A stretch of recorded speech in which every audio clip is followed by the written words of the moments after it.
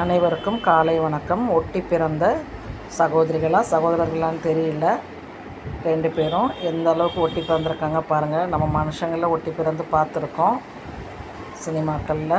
அதே மாதிரி கத்திரிக்காயும் இந்த மாதிரி காய்ச்சிருக்காங்க. வெங்காயில் ஒரே செடி ஒரே காயிலேயே உள்ளேருந்து வெளியே வந்திருக்காங்க. உங்களுக்கு தெரியுதா பாருங்கள். தனிக்காய் கிடையாது, ஒரே காய் தான். White with purple colour design போட்ட மாதிரி வந்திருக்காங்க. ஓடு மாதிரி கூட இல்லை, டிசைன் மாதிரி வந்திருக்காங்க. அப்படி இவங்க ரெட்டை பிறவிகள். இந்த மாதிரி நம்ம தோட்டத்தில் நிறைய ரெட்டை பிறவிகள் வந்துகிட்டே இருக்காங்க. இது 3 பிறவிகள், 3 ஒரே கிளையில் இருக்காங்க.